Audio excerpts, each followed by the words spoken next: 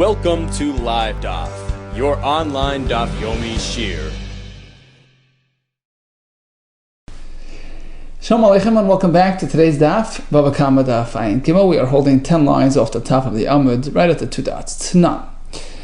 Okay, so let's do a brief recap. Yesterday we had a shaila how to treat Eidim Zaymimin, which involves a pair of individuals who come and present a story. It turns out it never happened. They weren't even there when the alleged incident took place. So after they offer their testimony on Sunday of this week, come Sunday of next week, 2 more witnesses come along and say, well, you two weren't even there when you pretend the story occurred, because actually you two were in our company in a totally different location at that very same time. The first pair become Eidim Zaymimin, they're plotters, they're fabricators, and they have to go and compensate. They have to sort of take the place of their victim. So if they try to impose some sort of monetary payment upon him, they have to pay it, etc., etc. The question was, fine, so now they're Eidim Zaymimin, and they're certainly considered puzzle and discredited from offering any further testimony. But the question is, at what point do we apply that label? When do we declare them as Eidim Zaymimin, which disqualifies them from any further testimony? Is it starting from this Sunday of this week when they have been discovered as Eidim Zaymimin, or shall we say L'mafreya? Abaye says L'mafreya, which basically means retroactively. True, we've only discovered this week Sunday that last week Sunday they offered false testimonies. So in effect, we should declare them as Eidim Zaymimin L'mafreya retroactively, in which case any testimony that they have offered throughout the week from last Sunday to this should be discredited and rejected as well. Whereas Rabbi says, no, the whole thing is really a chiddush, or we had another reason yesterday. In any case, it's only going forward. So their psul only takes place starting this Sunday, which is when they were declared Eidim Zaymimin. Let's try to prove one way or the other from our Mishnah. Tanan, we have the Mishnah, Ganav al Bishnai. So 2 Eidim testify that this fellow stole an animal, v'tavach machar al piem, and they themselves also related that he did the tvicha and the mechira, which would trigger a dalad v'hei payment. Turns out they're plotters, they're fabricators, they're falsifiers. V'nimtzu zaymimin. Mishalmanas hakel, they have to compensate him totally, the entire dalad v'hei. My lab, so we're assuming sheidu al gneva. How did this whole story take place? On Sunday, they presented that he stole. V'chazru v'idu al tvicha. Monday, they presented that he did the tvicha. V'huz malagneva. Tuesday, they were discovered to be Zaymimin on Sunday's testimony. V'chazru v'huz malatvicha. And Wednesday, they were discovered to be Zaymimin on Monday's testimony on the tvicha. Asks the Gemara, B'isakadaitach l'mafreyahu nifsal. If we are to say that the Eidim are declared as Zaymimin retroactively from the moment they offered their false testimony, which in this case is back on Sunday. Hani, so these Eidim, once it's been discovered that they are Eidim Zaymimin on the first phase of their testimony, which they offered on Sunday, back on Sunday, it turns out that they were really puzzled from then on. You see, once they have been declared as Eidim Zaymimin retroactively starting Sunday, so once you're a puzzle on Sunday, you can no longer offer testimony on Monday. It's totally invalid. You're not an aid. You're not a qualified aid. So whatever they offered on Monday is pretty much disqualified. It's not real eidus. It's not coming from Eidim that are kosher, because these guys are puzzles starting from Sunday. It turns out that whatever testimony they offered on Monday pertaining to phase 2, to the Tvicha, Psul Navu, they were really puzzled already. So why are they paying for that? Amay Mishalm, not Tvicha. Why would they pay on the Tvicha if it wasn't presented by Edim? Amri, the answer given was like this. Let's tinker with the sequence of events. Hachab May Skinner was speaking.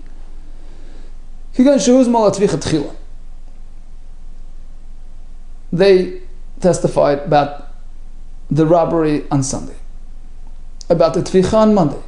Come Tuesday, they became Zemimin on Monday's testimony. So it's sort of backwards. Ultimately, we found out that the Eidos of Sunday was also Zemimin, but it happened in reverse. It happened first Monday, we found out about Monday, and then about Sunday. So when they became Zemimin on Monday's testimony, they were still purported to be valid Eidim on Monday, because we haven't yet discovered that they were puzzled since Sunday. And that's why they have to pay. Well, it says the Gemara Amri, the question was, well, at the end of the day, Seif, ultimately, Ki Hadri Bitazmi Agneva. Ultimately, when it will be discovered that they falsified Sunday's testimony as well, so ultimately, so it's been discovered right now, True, it took us a while to discover this, but ultimately when we discovered, at the end of the day, when we know that Sunday's was false, so starting Sunday, they're puzzled. So Monday's Eidos has no validity whatsoever. It came from non-Eidim. Amay Mishami. So why are they paying Atvich on the phase 2 of their testimony?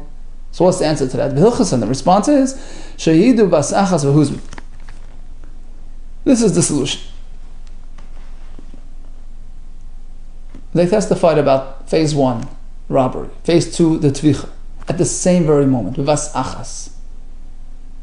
Rashi explains, within a very short time, like time it takes to greet somebody, which is pretty much like 1 unit in time. He stole, he did shchita. There was no lapse of time between these two testimonies. It's considered like 1 unit, 1 experience. And Taisus explains, an Eid Zaymim only becomes puzzle starting from the moment after he finished his testimony, because during the actual offering of testimony you can always tinker and change and cancel as you go along, as long as it's within that same expression, which includes the couple of seconds after time it takes to greet somebody, which is still a reasonable amount of time. A couple of seconds still considered part of the same unit of time. So the psul certainly doesn't happen during the expression of the Eid, it's only right afterwards, once you're past that Terke Dibur threshold. And since in this case it was packaged together, he stole, he robbed, and he did the shchita, all together as 1 testimony. So even if it's been discovered that they're puzzled starting from the Gneva, starting from the moment they testified about Gneva, but the actual declaration, the psul that we're going to label them with, is only going to be applied after they finish this whole testimony, which is after they speak about Tvicha as well. So it turns out that during the testimony on Tvicha, they're still kosher.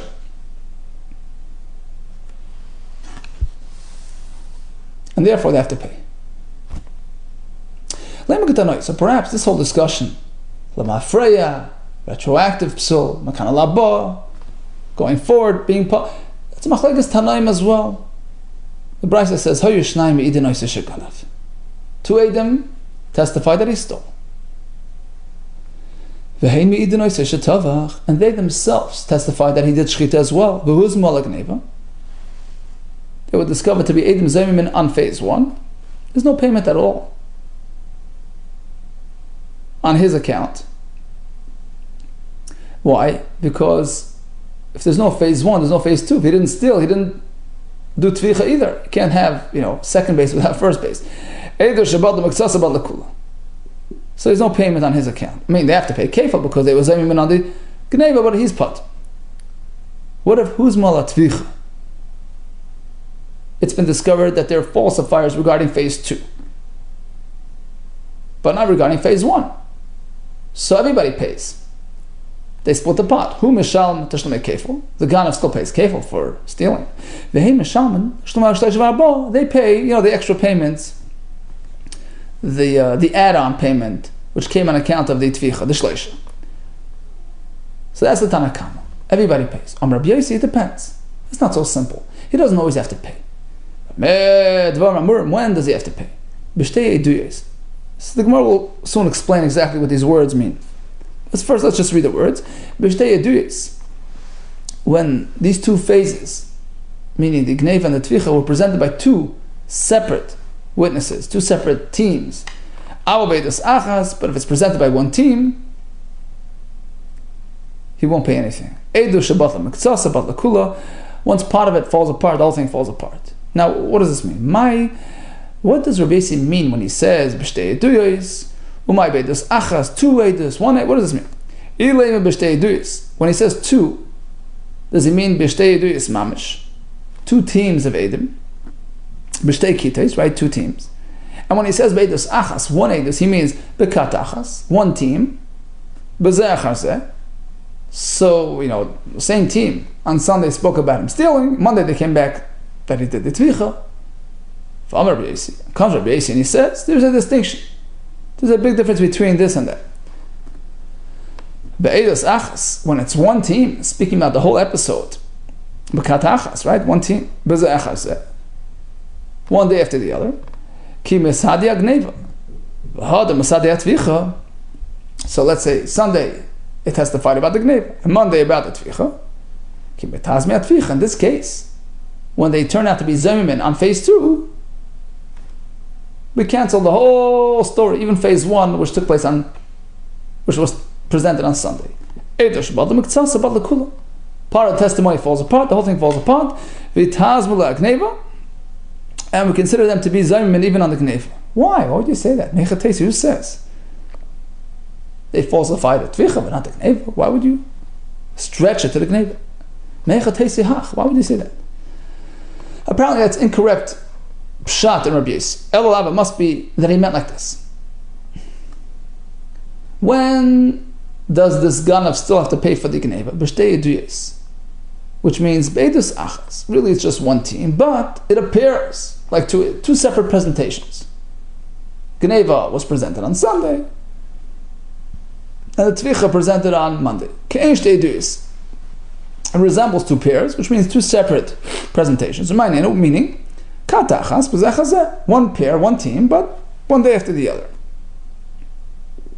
So in this case, even though Monday's story was proven false, Sunday's story still stands. He's a ganav, pays kef. But if it's one pair, but it's in one package, he stole, he shechted, which is Turkey Dibur, in one sitting. There you wouldn't apply this halach. In this case, if the tvicha portion becomes huzam, the whole thing falls apart. Why? Usabruah. And the Bnei Yeshiva tried to explain this brisa. They held the kuliyam, all shitas, meaning Rabbi Yehuda and Rabbanan, both opinions in this brisa, are working with a well-known premise that, we mentioned this before, Teich Kedei Dibur, something which occurs within the Kedei Dibur range. Kedei Dibur Dama is considered like, the same expression, the same sitting. It's a single entity. Okay, so we're working with that given, with that premise. So what is the machlekes? How do we explain why the Rabbanan say he pays the kefil, and Rabbi Yehuda says he doesn't? In this case where both phases were presented by the same Edom, within the same time zone, within the same Kedei Dibur, and phase 2 was discredited, Rabbanan say you still pay for phase 1, the ganav is still considered a ganav because that first testimony still stands. Rabbi Yehuda maintains everything becomes cancelled. What's the rationale behind that? Everybody holds theoretically it's one unit. Apparently the machlekes presents like this. The Rabbanan say that the Geneva portion, part 1 of the testimony still stands. They hold Mekan Labo Nifsal. The psul applied to Edom Zaymin only starts today when they've been discovered as Zaymin. Okay, so since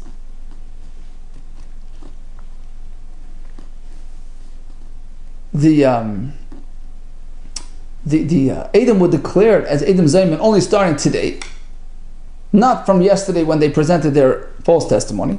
So we can very well say, Atvicha de kametazmi itzum, which part of the testimony became discredited? Only the second part. But Agneva lemetazmi lo itzum, but not the first part. Okay, so that still stands. Whereas Rabbi Yesi Savar lemafreya hu nifsal. The Edom are declared as Zayman starting from yesterday, from when they opened their mouths. And since the entire presentation is considered as one unit, the Gneva and the Tvicha Mechira are considered one experience, one expression, one opening of mouth, so to speak. So once part of it triggers a psul, they're puzzle throughout the entire episode. And the whole thing becomes discredited. Since the psul happens retroactively, when they open their mouth yesterday, once the azama gets applied to the tvicha portion of their expression, it's all one sitting, it's one expression, one experience. The psul extends back to the first part of their experience, of their expression, of their edus. It's one unit. You can't split one unit in time. It's one entity. Anything happens within the same time unit is considered as one. Bottom line, apparently the machlekes Abaye v'Rava, when we declare them as Edom Zayman, is it going forward? Is it retroactive? Is it machlekes Tanoim? And we usually try to shy away. We try to avoid tying up the Amoraim with the Tanoim. Amri said the answer was like this. No. We're working with this, given that Tue May is Kedibur Dami. Who says? Maybe that in itself is the machlekes. Whether we have to keep it as one unit, or we could perhaps divide it. And have the psul only apply to phase 2, not phase 1, and keep phase 1 intact. Amri.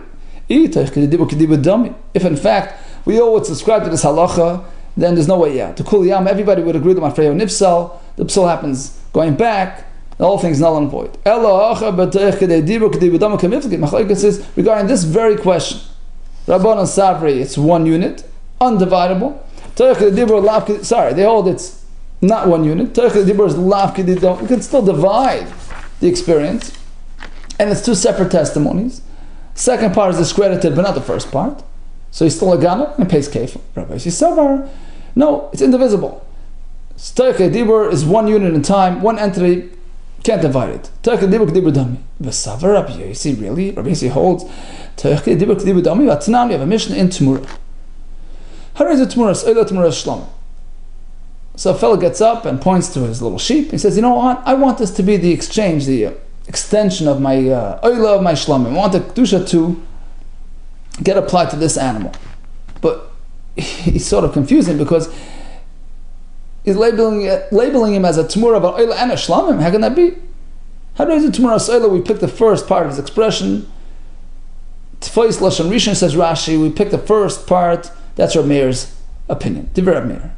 Rabbi Yisrael, well, it depends what he had in mind. If initially this is what he wanted to do, you can have half and half. You take it and you sell it, and half the money is applied for this and half for that. So this was his intention, this was his plan to begin with, to make half and half. Since it's virtually humanly impossible to call out two names at once, to give it a double label at the same very simultaneous expression, you can't do that. So this is the only way to do it. And so we sort of reckon with his intention, and we apply this double kedusha.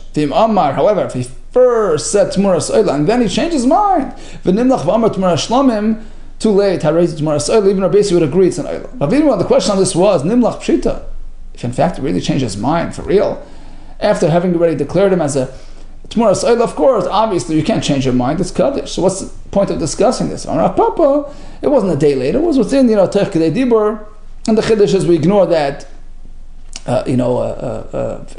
correction. Nimlach b'tech kedei dibur kamrinan.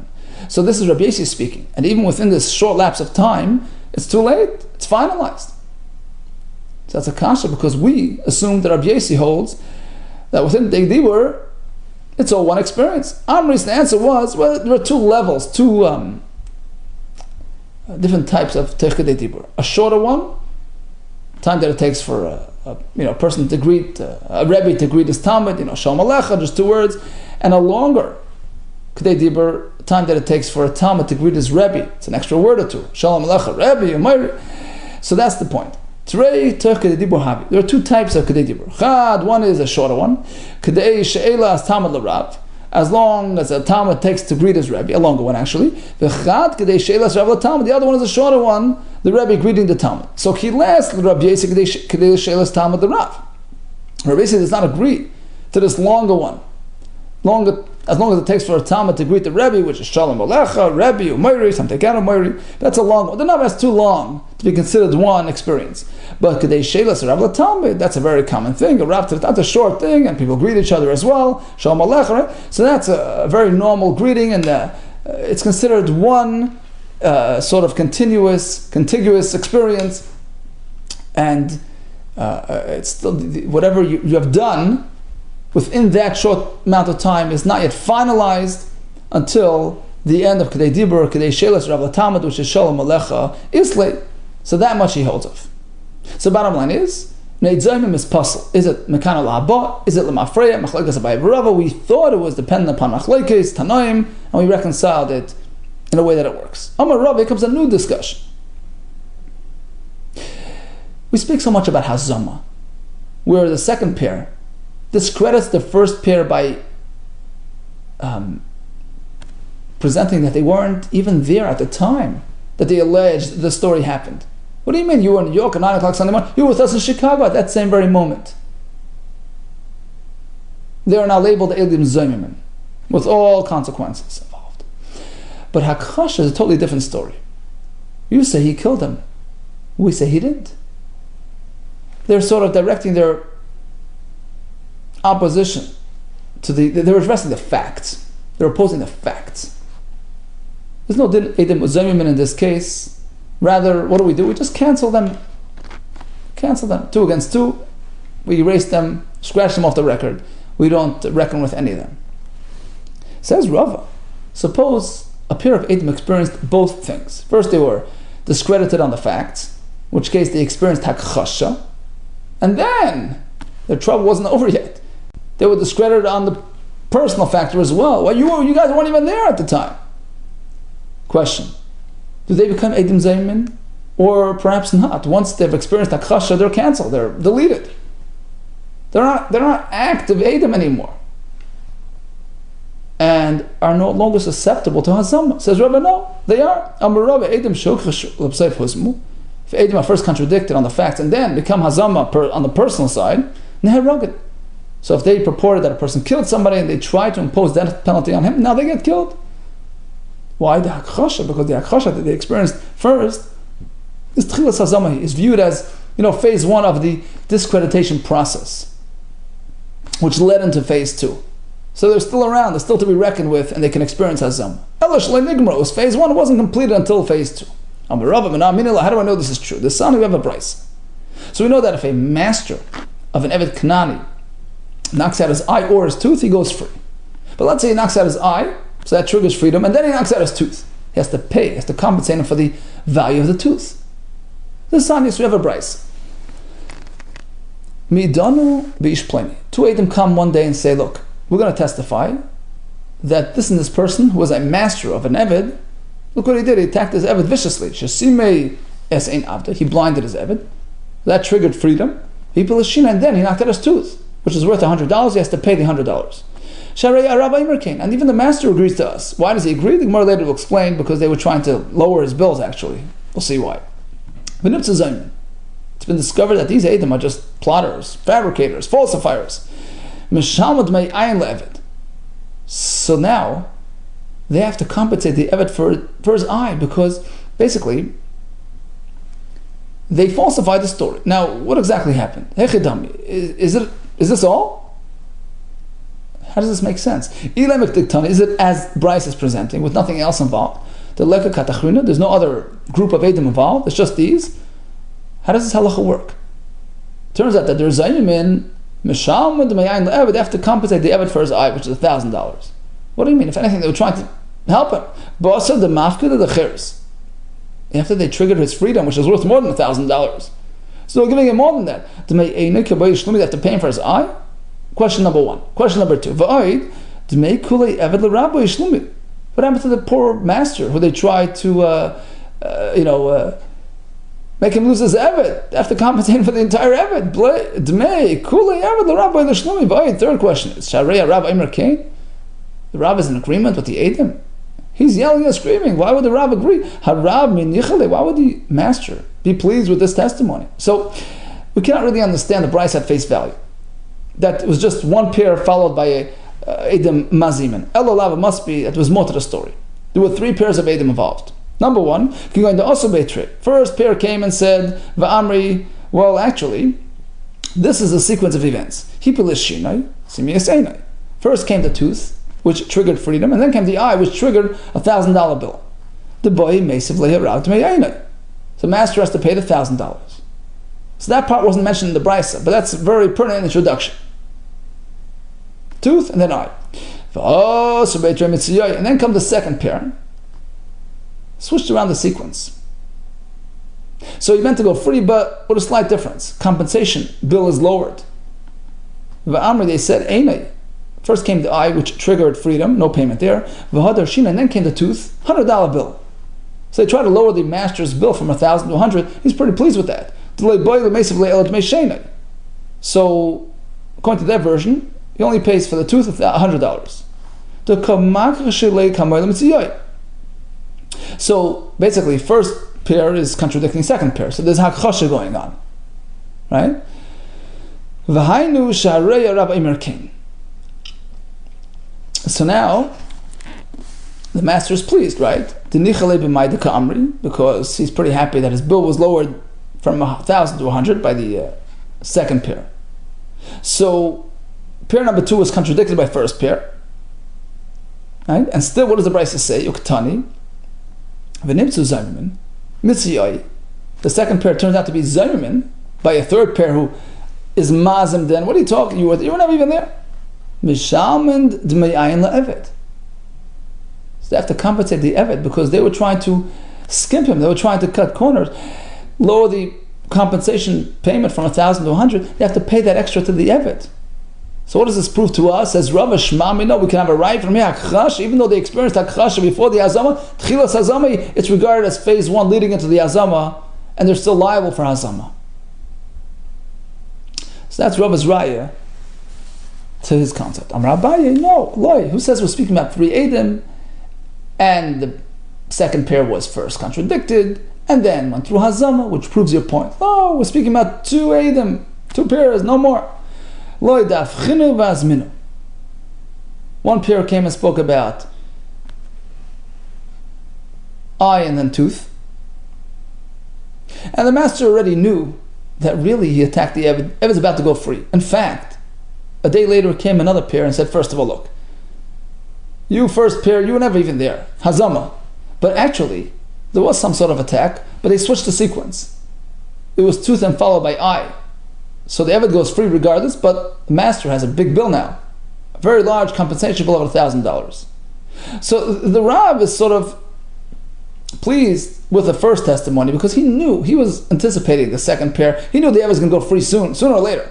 And he was pleased to hear that the Edom would come to minimize his bill, to lower the compensation payment from the Einay to the Shina.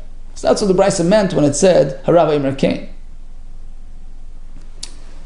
And ultimately, it turns out that they're falsifiers, they're Edom Zaymin, so they have to pay the Eved the difference of what they intended on being mafsid, making him lose. But ultimately, says Abaye, that's what we're speaking about. One pair followed by another pair, who are Mazim, the first pair. There's no hakchash, there's no contradiction, there's no halacha hakchash here. Therefore, it's unrelated to your discussion. You have no raya from the Brisa. And the Gemara will now continue. It's a long discussion regarding this back and forth, Abaye and Rav, the way they learned the Brisa. Okay, so we'll leave it for now, but Hashem will pick it up tomorrow. All the best to you and Hatzlacha.